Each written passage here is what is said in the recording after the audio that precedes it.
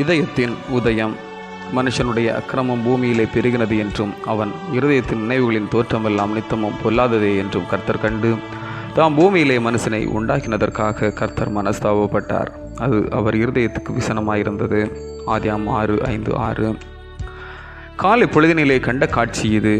கடை வராந்தவிலே மதுவிலே மயங்கிய மகனை கண்டு தலையிலே அடித்து கதறிய அப்பா, உன்னையும் நான் பெற்றேனே என்று கையுயர்த்தி கதறிய காட்சி.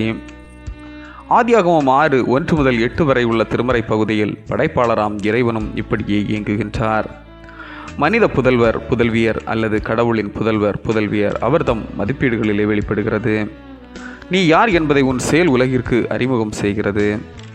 குடும்பம் உருவாகுவதில் தேடும் துணையில் நற்பண்புகளை தாண்டி பற்றுறுதி தாண்டி உலகு சார்ந்த நன்மைகளை மையப்படுத்துவதால் நிகழும் தீமையின் இந்த திருமறை பகுதியான ஆதியாகமம் 6:1-8 வரை உள்ள திருமறை பகுதியில் நாம் பார்க்கின்றோம்.